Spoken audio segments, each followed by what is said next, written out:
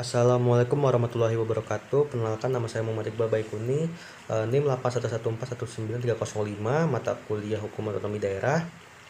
Pada video kali ini saya akan menjelaskan tentang problematika otonomi daerah dan penyelesaiannya. Oke, langsung saja.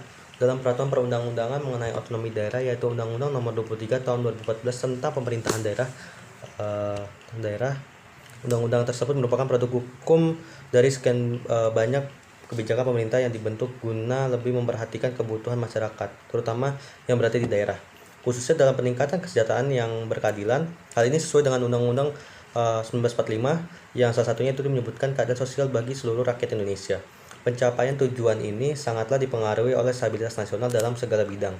Namun selama 16 tahun sudah otonomi daerah diterapkan di Indonesia. Apakah sudah optimal atau masih belum mencapai pembangunan daerah yang merata?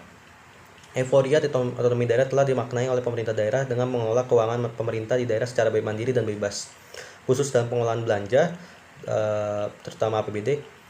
Inilah yang disebut dengan politik anggaran. Politik anggaran yang dijalankan di Indonesia adalah desentralisasi fiskal di sisi pengeluaran yang didanai terutama melalui transfer ke daerah.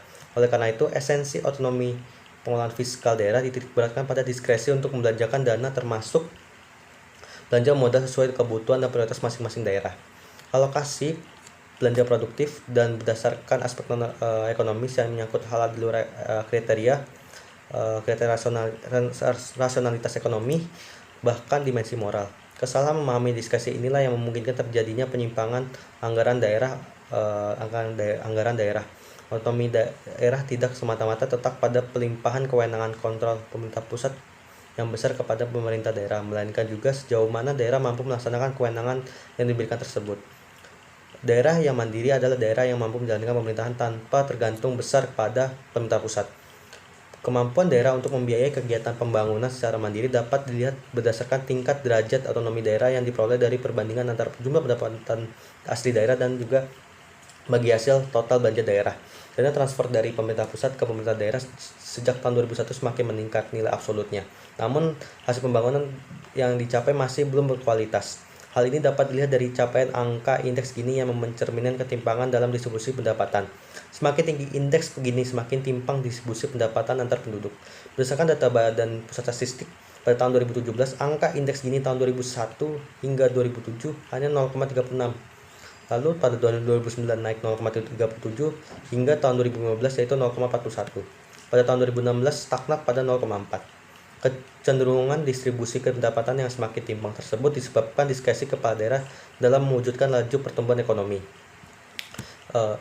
Indikator keberhasilan pembangunan dengan membangun sektor-sektor yang mampu menghasilkan nilai tambah produk yang besar, namun sedikit penduduk yang mampu untuk mengelola sektor tersebut.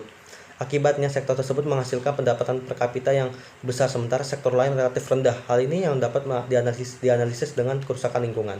Berbagai bencana alam yang terjadi akhir-akhir ini diyakini juga merupakan buah diskresi dalam otonomi daerah. Kepala daerah yang sangat ambisius dalam mencapai laju pertumbuhan ekonomi sebagai salah satu indikator keberhasilan pembangunan akhirnya menjalankan kebijakan pembangunan yang tidak berwawasan lingkungan. Hal ini nampak dari alih fungsi lahan pertanian untuk sektor industri dan jasa yang mampu menjadikan daerah tersebut mencapai laju ekonomi yang tinggi. Kerusakan lingkungan yang berdampak pada bencana alam. Diskresi dalam mengelola kebijakan pembangunan dapat dilakukan dalam otonomi daerah, namun harus mampu mewujudkan hasil pembangunan yang inklusif, yaitu pembangunan yang berkualitas yang memperhitungkan pertumbuhan pro growth, pro tenaga kerja, pro kemiskinan, dan juga pro ketimpangan. Dan juga terakhir memperhatikan lingkungan atau pro environment.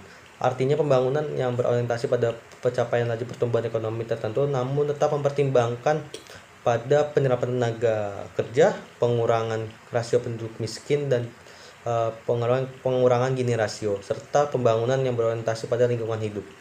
Sekian dari saya. Wassalamualaikum warahmatullahi wabarakatuh.